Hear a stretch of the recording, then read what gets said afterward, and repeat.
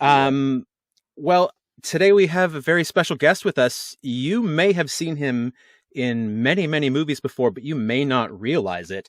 Our special guest was under the makeup in Force Awakens as the Lugabeast, along with Derek Arnold.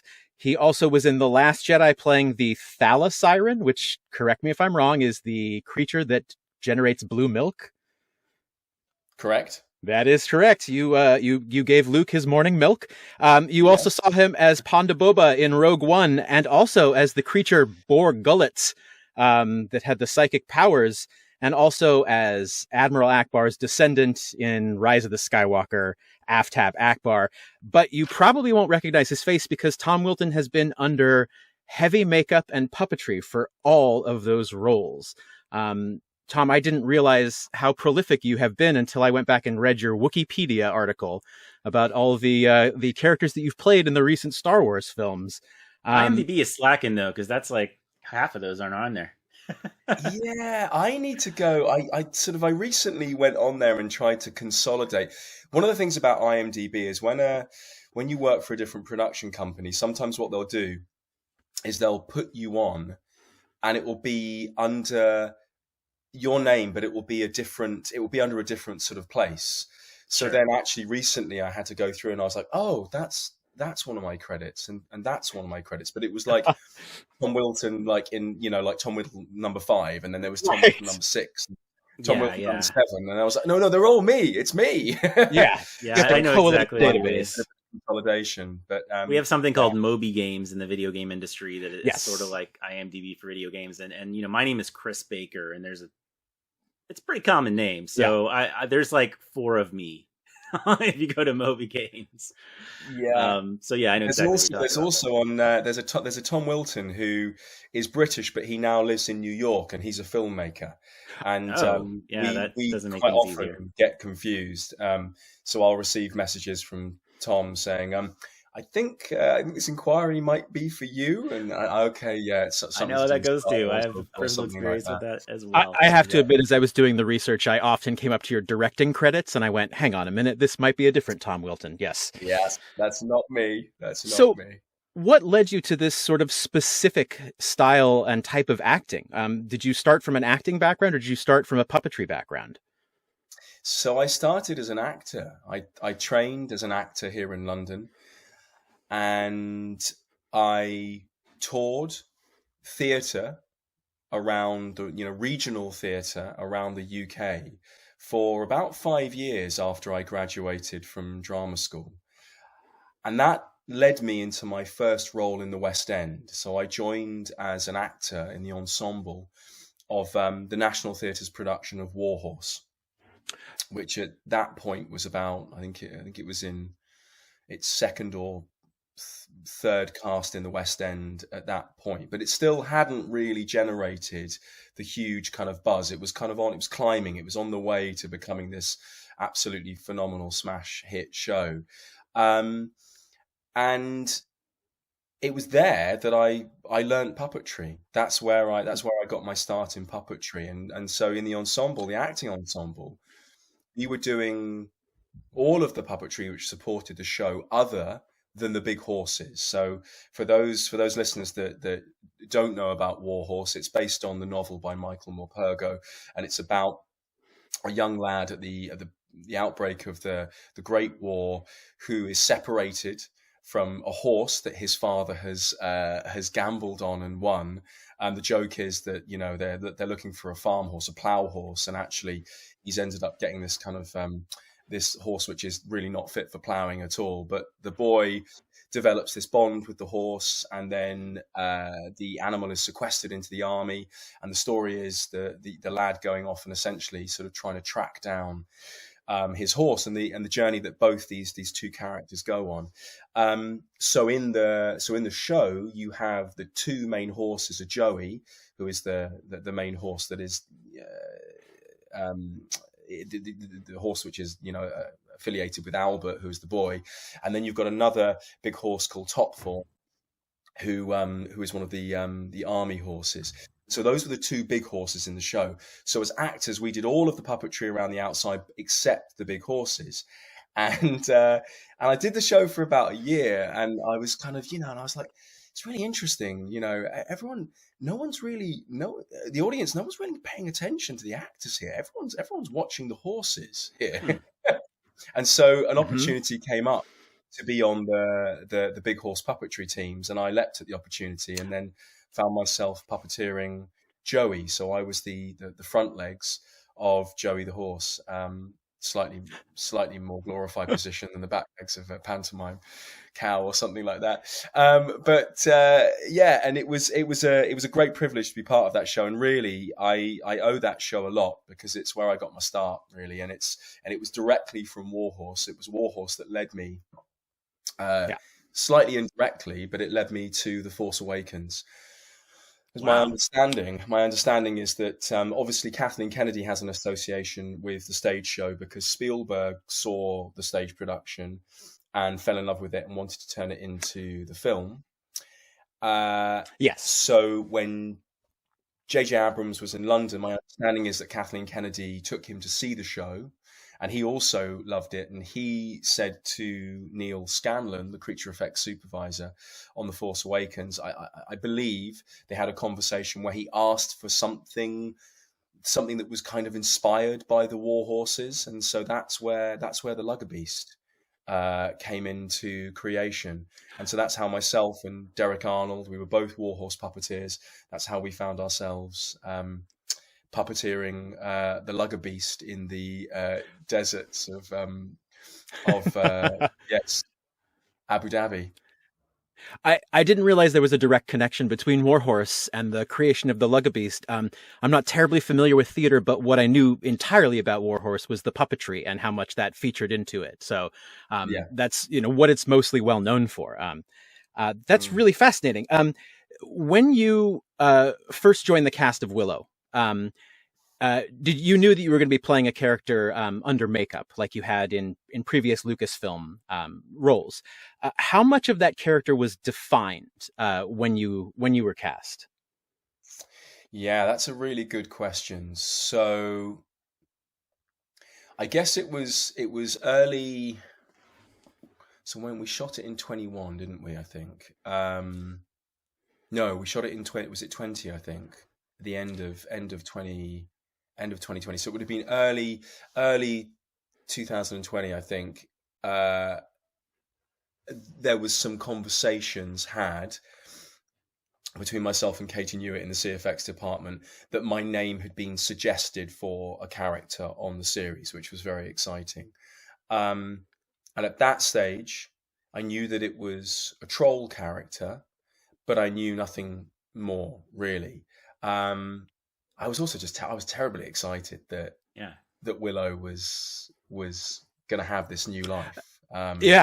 You were a fan of Willow prior to that? Yeah, massive. I was a massive fan of Willow as a kid. It really, it was one of those films for me. It's up alongside something like Robin Hood, Prince of Thieves. So again, the Christian Slater thing is really interesting for me because the films that as a kid that I was just like, like Robin Hood, Prince of Thieves, Willow, all that wonderful Princess Bride, all that wonderful sort of swashbuckling kind of stuff. I was really into as a kid. So Willow and then Christian Slater kind of, from Prince of Thieves, all of that kind of coming together was really exciting. Willow and Will Scarlet. Yeah. Willow and Will Scarlet. Yeah, absolutely. But initially I knew very little about Sarris. When I had my first meeting with John Kasdan and Wendy Miracle, who was show running Willow, that was when we began to discuss the character in a little more detail. But it wouldn't be until quite a bit further down the line that I would actually see the script for the episode. So, John went into great detail about Sarris, actually. Like he had, it's a little insight into just how passionate John is about the work. even for a character like Sarris, there was a lot of world building and development that had gone in around these characters, and so he had a really good idea of who Sarris was, and that was really helpful for me. So it sounds like he was always like this really intelligent character who you might not be expecting that from.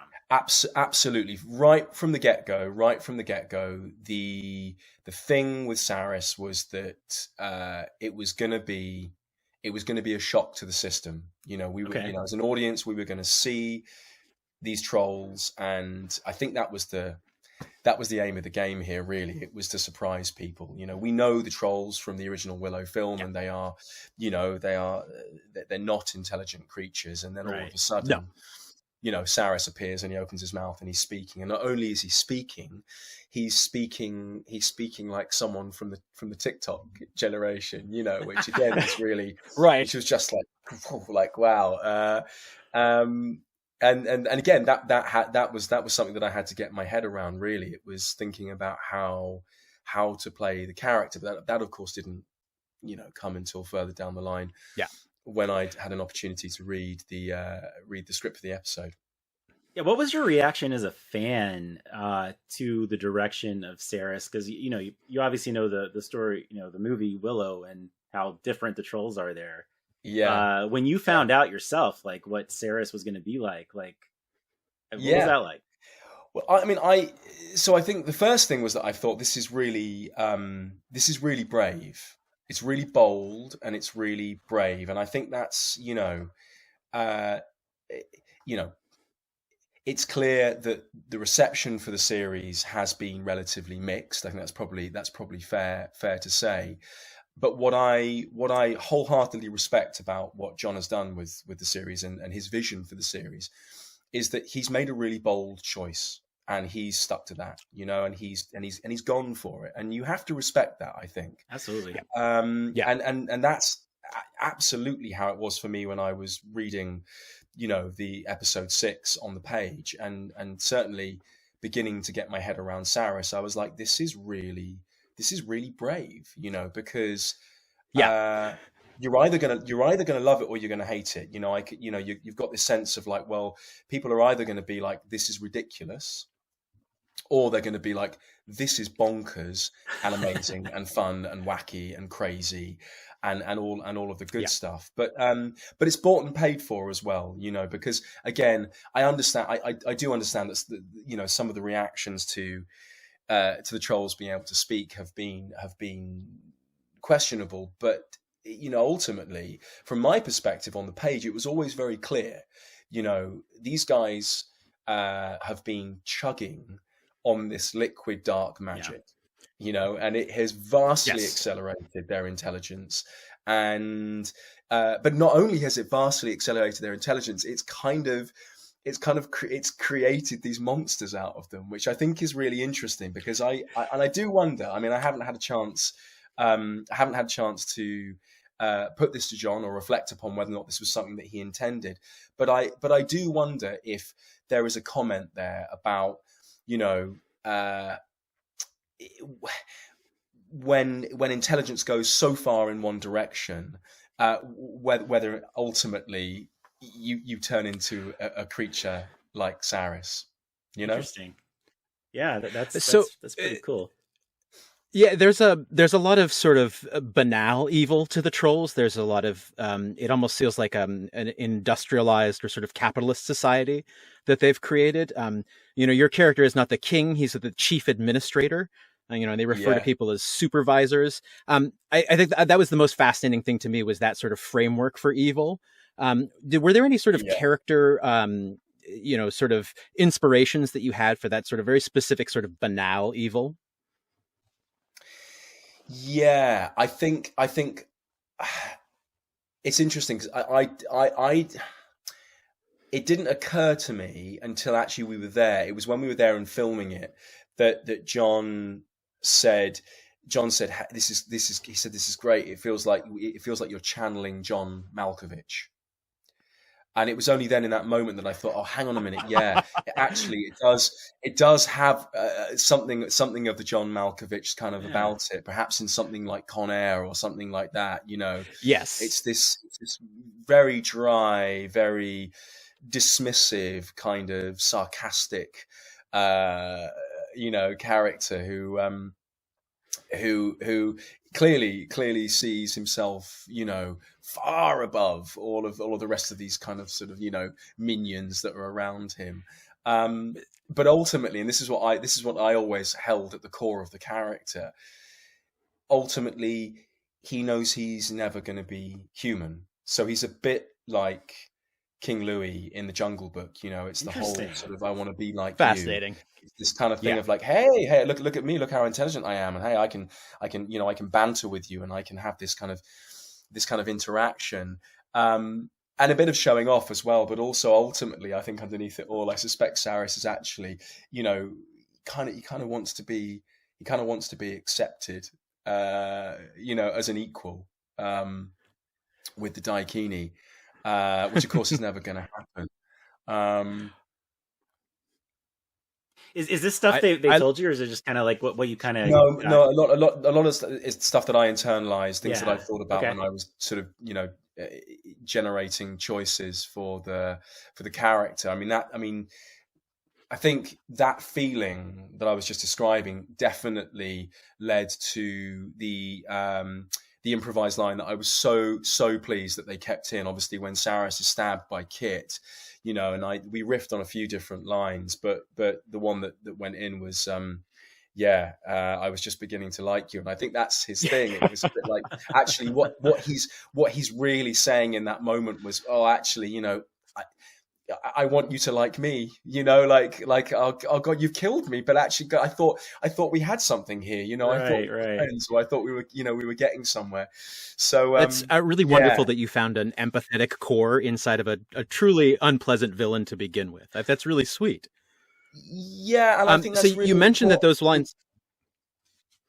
Sorry, Cameron. I was just going to say I think that's really important as well, and that is one of the steers that John gave me when we first started shooting it, and it was really, really helpful because he said play the authenticity of this character, play the authenticity of the lines.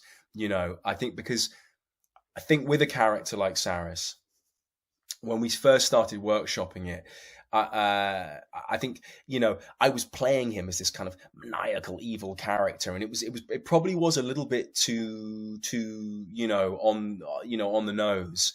And so we did a few takes of that first scene when Sarris and Falcon enter, and John just took me aside and he quietly said, "Hey, listen, you know, maybe, you know, really, really mean it. Actually, you're really excited that they're here."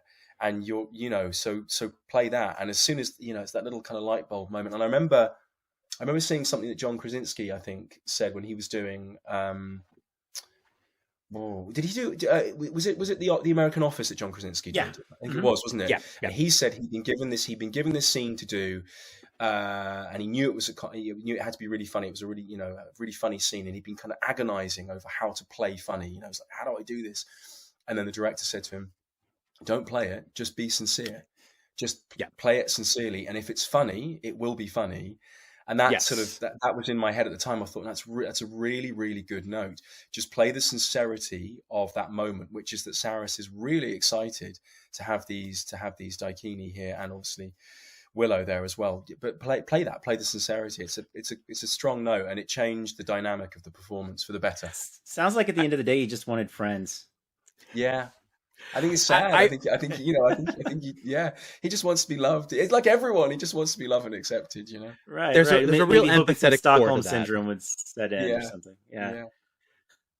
You had mentioned that you had got a couple of improv lines. How much of your performance was improv versus written to begin with?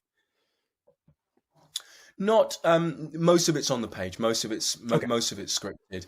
But what I will say is that, again, John.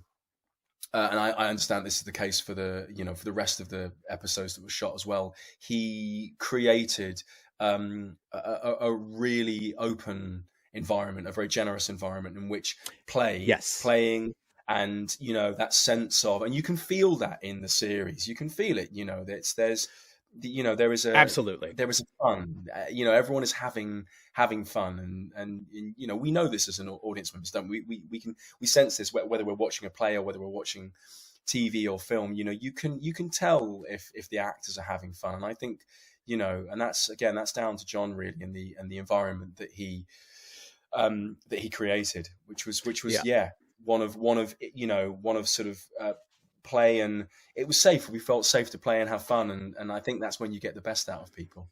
You're right. There's a palpable sense of joy that comes off the screen that seems unlike a lot of more dour shows that I've seen recently. It seems so clear that at every point everybody was enjoying what they were doing, which is so critical. Is there any scenes that you shot that you wish had made a final cut?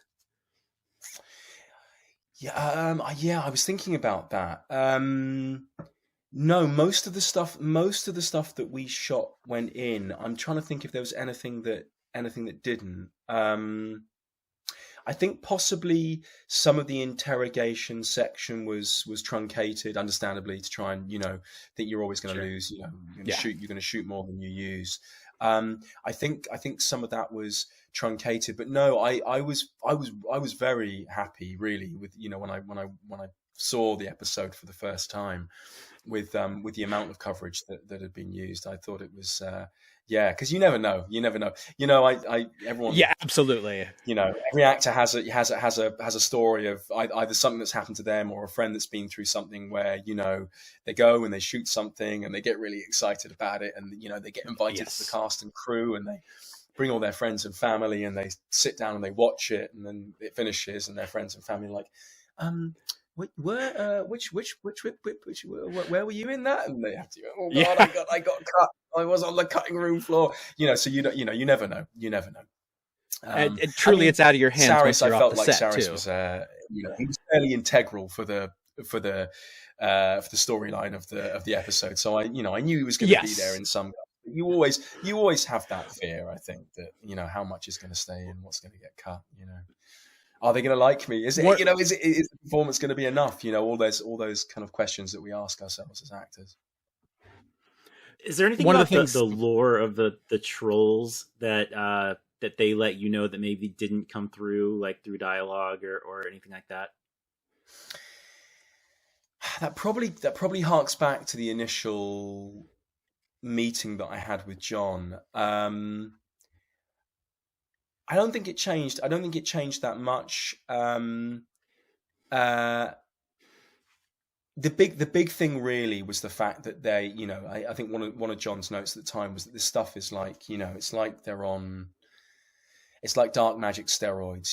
They are, they're drinking, they're drinking this stuff like it's going out of fashion, and they're, I think perhaps, I suppose one of the things that might have happened is they might have gone from being slightly more aggressive, wild and aggressive, to where Sarris ended up quite articulate, because one of the initial sort of character references that I was given was Tim Roth in the Tim Burton Planet of the Apes film. Okay. Okay. I saw that when it came out, but it's been a while. Yeah, and he's really amped up. I mean, Roth's performance in that is hyper aggressive and kind of, and it's taking, you've got that human element, but at all times you're never sure whether that wild animal is just going to kind of come out and like tear everybody apart. It was very, so that's kind of what I was working with before we got to the point in which the episode had been written and I saw the script. And then I think it was a gear change for me, because that's what I'd had in my head. And then I thought, no, hang on, this is a bit different here. There are moments, of course, when Sarris and Falcon come back to the cave and the prisoners have escaped, there's that moment of, But actually what I like about Sarris is that, later in the episode, even when things are starting to fall apart for him, rather than being really angry about it, actually, he's just kind of like, jeez, like, what, like, why is this? Nothing is like, why can't things go my way? Which I really liked. I thought it was kind of, it's more fun and more, I think, to play that than just to always be, I'm so angry about the fact, nothing's going my way. So I think that was a fun direction for it to go in. But in regards to like you talked about interesting choices. Yeah. Oh, sorry.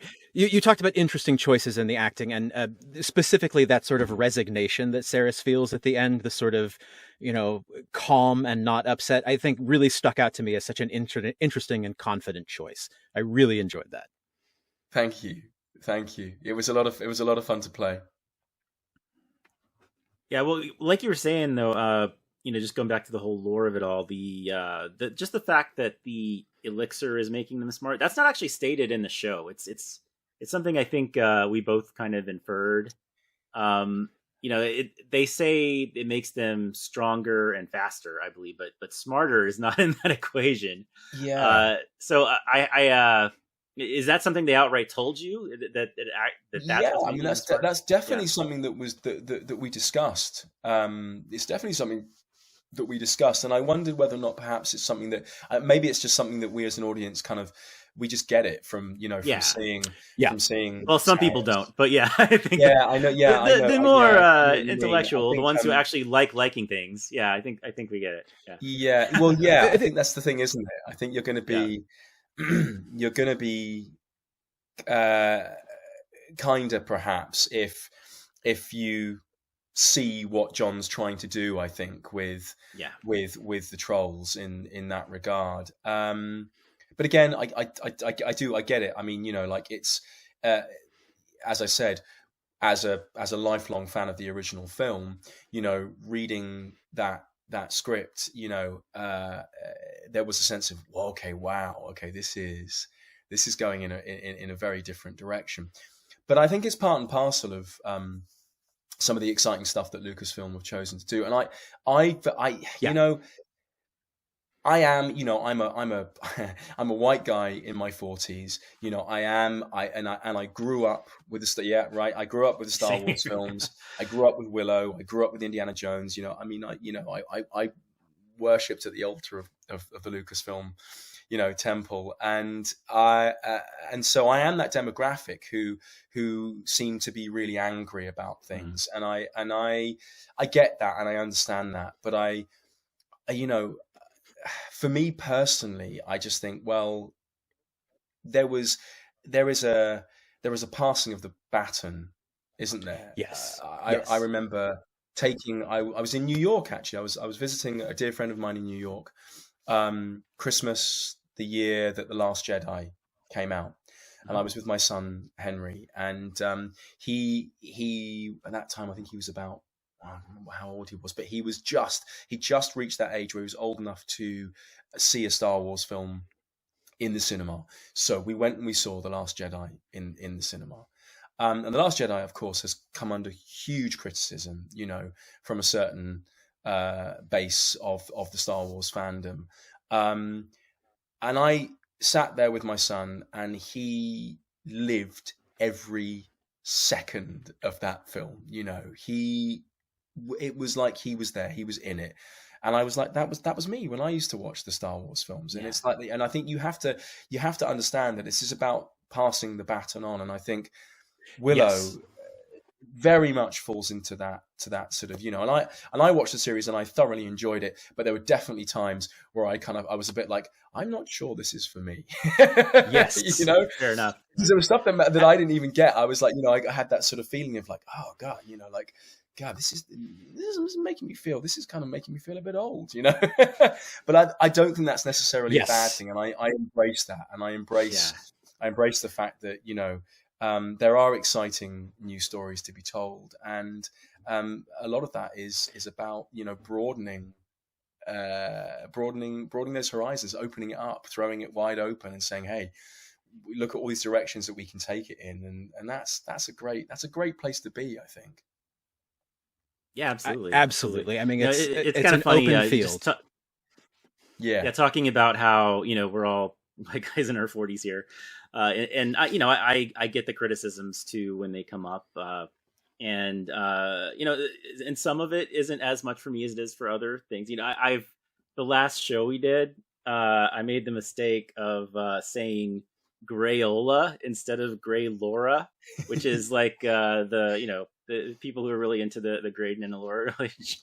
I don't know where Grayola came from. I guess I just like crayons.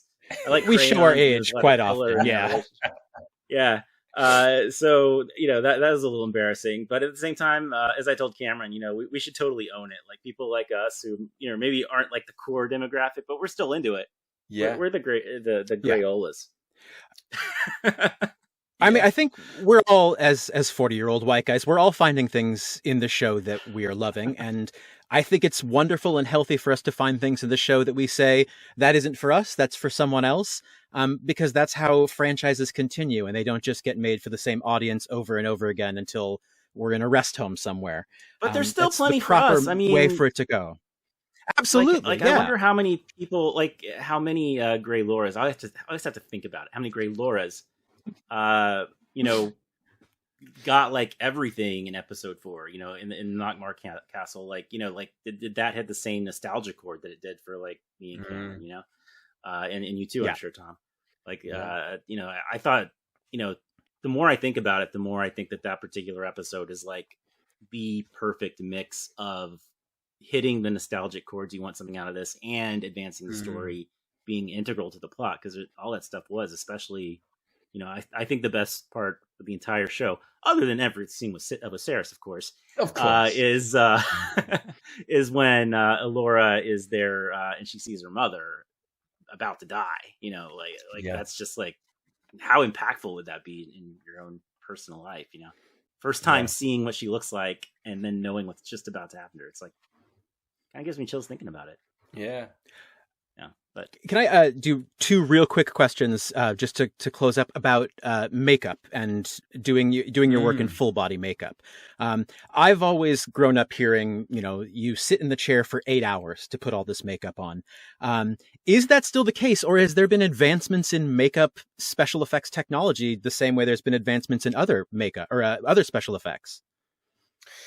So yeah, you do still sit in the chair for a long time. That's just about the process, unfortunately.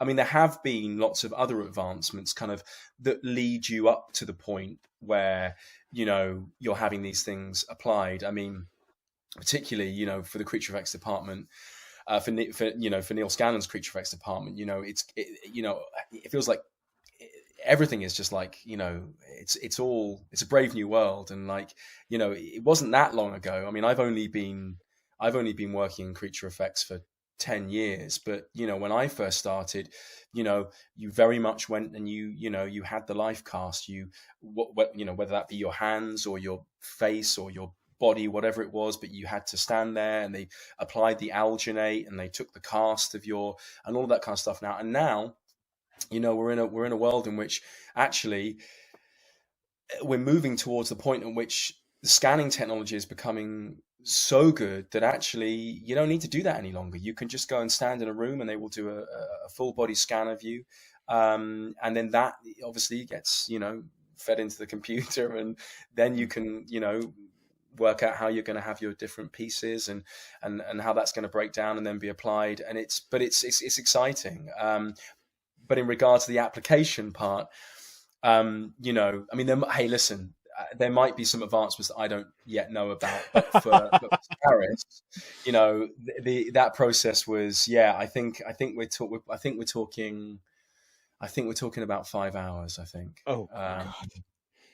Probably like super early call times too, right? There was some early starts. There was some really, really early starts on that job. I remember. Do you sleep when they do that to you, or like you just? There are points in the makeup application where I can, you zone out to a point where you are almost snoozing in the chair.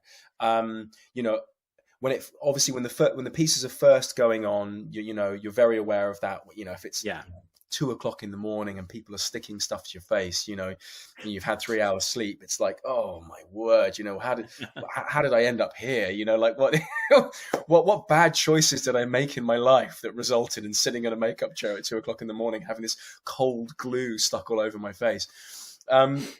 But actually, you know, as the process goes on, obviously when all the pieces are assembled and things, you know, you can then, they begin to kind of fill in the little the cracks and things, and then you go on, you know, the process moves on to painting and sealing and things like that. And at that point, yeah, you know, you have to, I think, find a place. Yeah. I also find, I don't know, this might just be because I've been doing it for the time that I've been doing it, but I find this now with prosthetic applications, with animatronic heads, even with pullover, foam latex pullover heads now, I find that as soon as my peripheral vision is covered, if anything kind of comes over my face, I just power down. I just power down, and it becomes a process of kind of conserving energy. And I think with Sarris, that was more, it was very much on my mind in a way that it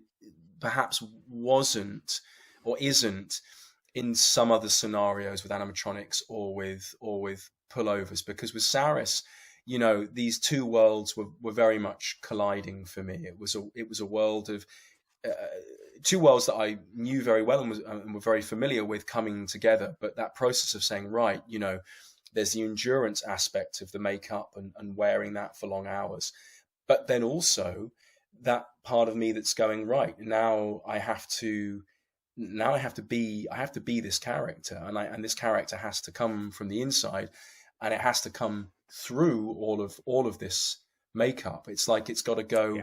You know, it's got to go even further to reach the audience, because it's you know, it's got to get through all of this.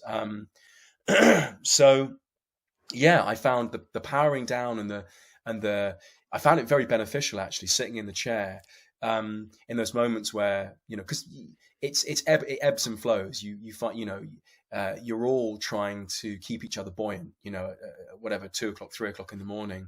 You know, everyone is not in their best place, really. So everyone is looking after each other. We're all, you know, we're trying to keep everyone's spirits up. And so the first few hours are banter. You know, it's quite fun, and then it just kind of settles into this place where people begin to kind of, you know, go quiet and they're just doing their work. And at that point for me was when I could start to think about, you know, the work ahead for the day, you know, what the scene was, the lines that I, you know, thinking about, you know, the energy and things like that. So you ever get just like this awful itch that you just can't scratch, and that's the worst with prosthetics. Yeah, absolutely. Because what happens with them over the course of the day is that there are places in which the makeup will lift off of your skin.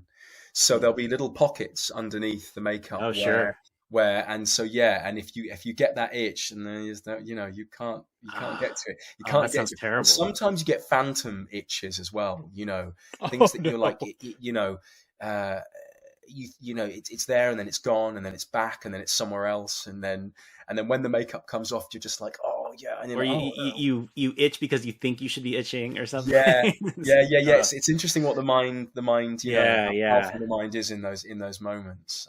My makeup is restricted to a few Halloweens, but you know, I think I basically know what you're talking about, and it must be at a much larger scale. Tom, you had one scene in. Oh, go ahead. Oh, sorry. So Tom, what has the fan response been like since the episode has aired? So for me personally, on Twitter, which is, you know, my main port of call really for social media, I don't really do Instagram. You know, I'm not. I feel like I'm too young for TikTok and things like that. You know, that's not my jam. But like, Sarris has been huge on TikTok, though, I gotta say. Oh really? I don't know. I think if you did like a few bits, just a few bits as him, like I think you could have. I don't know. I think you could have got. Yeah, I'm not in that's that demographic either, yeah. but I feel like there's potential there. I tell you, I get a bit scared about I get a bit scared about these things. You know, like I remember. I mean, I've been on Twitter for a while, but when I first got onto Twitter, I remember my friends were really laughing at me because I had no idea what I was doing. I just didn't know how to tweet or what the format was, and so I get a bit scared by these things. But I get what you mean. You're right. Little bits of Sarris could potentially be could be quite fun. But Twitter, the response that I've had on Twitter has been very positive. I think I've had some really lovely comments, and it's a scary thing, to put yourself out there, and particularly this is the thing with Sarris. You either go hard or you go home. It's like there's no in between with a character like that. And I knew it was going to be a risk. I knew I was taking a risk, really. And and also I guess, I don't know, maybe I've reached a point in my career and my age where I'm not so fragile, and also I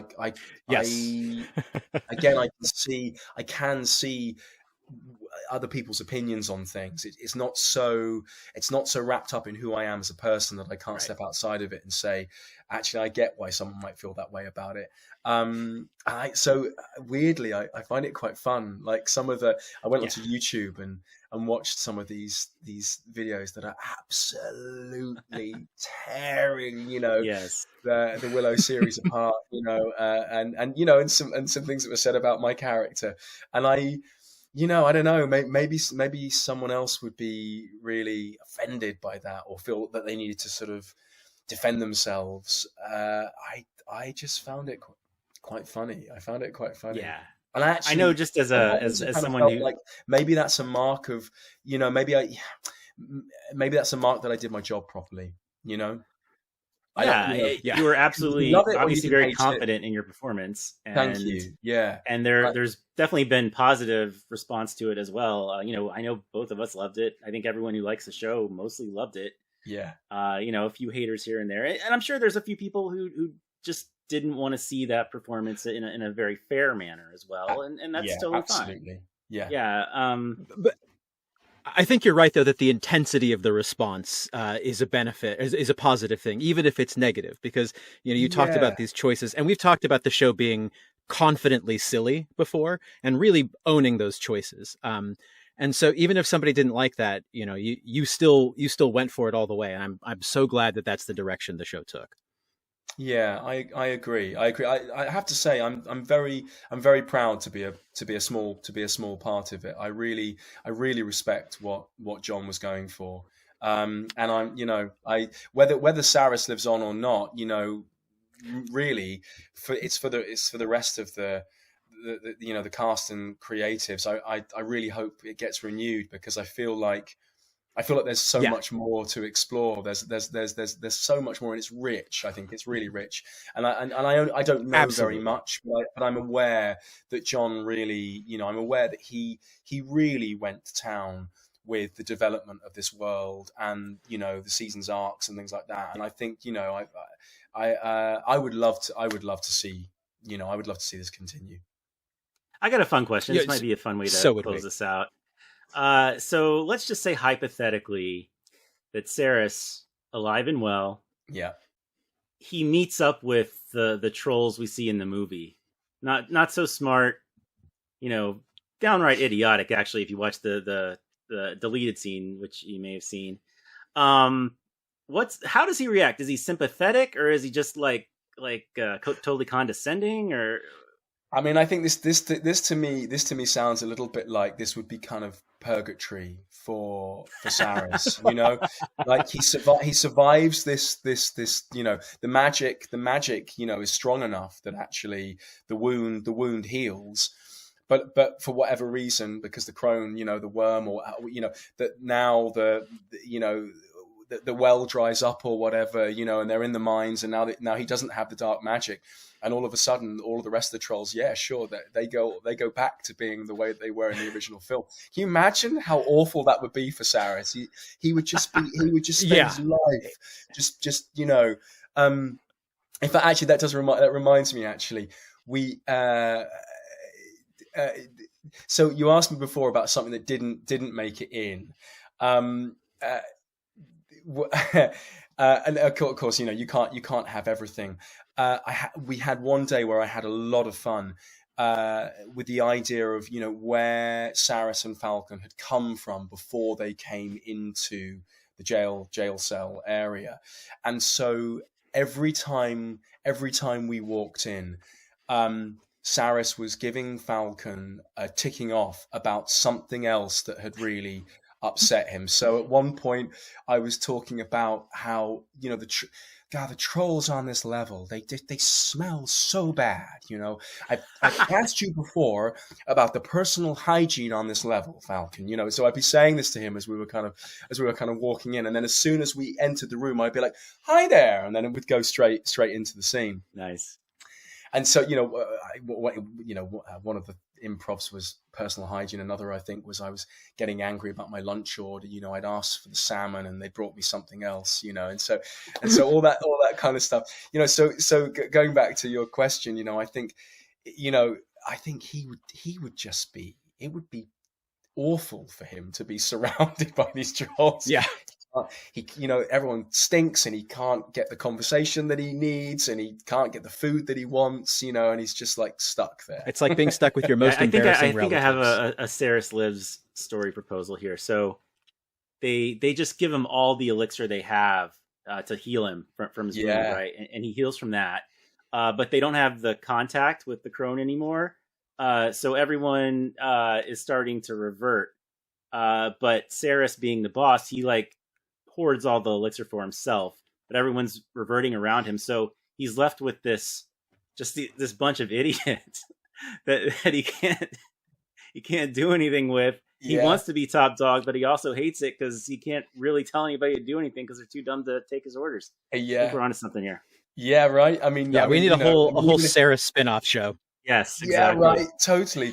I mean, hey, listen. I mean, I think talking to spin-offs, I feel like No. I mean, of course, I would love it if there was a Sarris spin-off, but no. I was thinking more about Christian Slater's character because I feel like people would really dig that, and I feel like it might be a really interesting way to appease some of the original Willow fans as well, who perhaps not necessarily didn't like the new series, but just didn't quite get it. I wondered if there was a Brave New World in which actually you could have some spin-off with Christian Slater, which felt really like the original, and gave us some more some nostalgic. Room to explore Allagash. Yeah. And I think if Allagash gets his own series, I feel like he needs Sarris there to sort of make life complicated for him.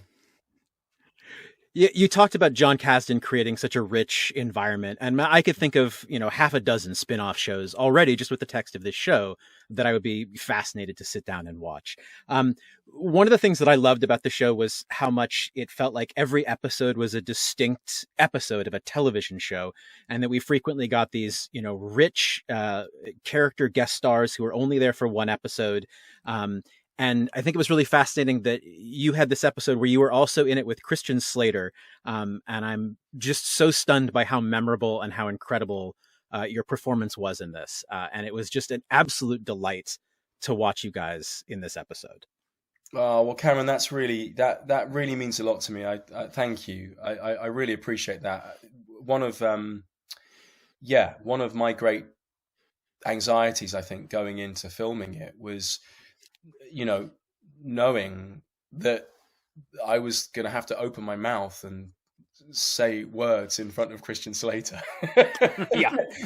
I remember that first day on set kind of going, whoo, okay, here we go. And yeah, he is genuinely one of the nicest men. They often say in the industry that you shouldn't meet your heroes, but I have to say Christian was he really was. He just got it. I think he completely got the spirit and the energy of the show, was just a really, really great person to be on set with. Yeah, that totally comes. And you guys had a wonderful chemistry. The magic special that you just did, where you had one scene in the Behind the Magic. Have you seen it yet? Yeah, yeah. I had to use the subtitles. I'm not as in on the whole acting scene as everyone else is. I knew what you said was very funny when you said it, but I had no idea what it meant. Can you explain? I had two roommates. Well, listen. Here's the thing. I can't take any credit for this because that was scripted. So so we shot. I think we shot a variety of different little inserts, and that's the one that made it in. I mean, hey, listen. I mean, wow. Okay. This is taking me back to my years at drama school. But I think there'll be plenty of people out there that will correct me if I'm wrong. I think Meisner, obviously Stanislavski was, the Stanislavski style of acting was that. Well, let's remind people what the quote was. The quote was, people always ask me, do I use Stanislavski or Meisner? What's the rest? Like, which I tell them is a trick question, I think, because there would be no Meisner without Stanislavski. Yeah, that's it. So I think Meisner was an acting teacher, possibly an actor and an acting teacher. I had a roommate much later than Stanislavski, but drew upon the method, the style of realism, and I believe Meisner classes are very popular. I think I have friends that do Meisner classes, but I don't really understand it.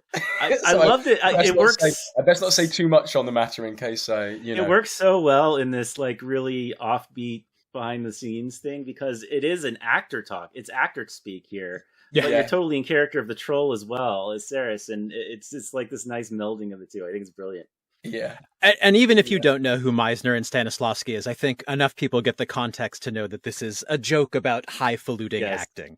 And I think it works. Exactly. Like one of the other little bits that didn't make it in was, I think, I mean, I won't remember it word for word, but it was something to do with, it was suggesting that Warwick and I had done some amateur dramatics or something together at one point. That was how I'd been included in this series, was that I knew Warwick from our days in amateur dramatics, and that we done something together there. It was very funny. The guys, they fed me these lines, and I thought they were great. It was a lot of fun. It was a lot of fun to do this. Did you get to do any lines about what a jerky is? I might have done. I think maybe that was in. I think maybe that was included in that was bit so about the beard stuff. Like possibly that I tried to say hello to him, but he just kind of he's too big these days. He won't speak to me. That kind of thing. But I thought it was. I thought the energy and its heart was really in the right place. The documentary, wasn't it? It's really lovely. It's because to function both as a joke mockumentary and a behind the scenes, and to sort of let you in on how joyful and fun the production was. I think it really served all those purposes really well. Yeah. Tom, is there anything that you would like to plug or shout out? Oh, wow. Thank you, Cameron. But no, I mean, the thing about the projects that I do is that I can't say anything about them. One of the reasons why I'm not on Instagram, because I have people like, you should pictures. And I'm like, I can't take any pictures of the things that I do. I mean, I am sort of involved in a couple of projects at the moment. I mean, they won't be released, for a while. But they're exciting things. So, watch this space. And I guess, it's a little bit like, these days I think about roles. I heard Jim Carrey, actually, I think it was Jim Carrey talking about how he changed the way that he thought about roles, about how, as actors, we're often, we're out there and we're anxious and we're looking for these parts, and it's like we're desperate. And he was like, actually, he reframed it in this little clip that I saw, and he spoke about how actually the parts are out there, the roles are out there, and they're looking for us, So, and I like that. I thought that's really nice, because it felt that way with Sarris. It felt like somehow Sarris made his way to me, and we connected. And I think somewhere out there, my next role is looking for me. So you know, wherever it is, come and find me quick. That is a very lovely way to look at it, and I think Chris and I will both be actively waiting to see what you pop up in next. Absolutely. And I hope if there is a Willow season 2, knock on wood, even if Sarris is truly dead, I hope that they find a place for your talents again in that season. So thank you so much, Tom, for joining us. Chris, is there anything else that you wanted to ask? No, I think we got a nice insight into the mind behind the greatest mind in the show. I think we can certainly all agree. in the trolls in the world of the trolls. But Our special troll talk. Thank you so much for inviting me on. It's been an absolute pleasure talking to you both, and also, you know, thank you for all your support of the show as well. You know, it's much appreciated. We are. It all started from being one of you, just a fan of the original movie, and you were like, "Hey, not many people are talking about this. Let's talk about it." Yeah, it's great. No, it's great what you guys do. It's awesome. Thank you. Thank you. It's been a fun ride, and it's still going. And I guess we're just going to keep going, right? We'll see how long we can stretch it out. Yeah, you've got to now. You've got to keep going now. Yeah. We've obligated.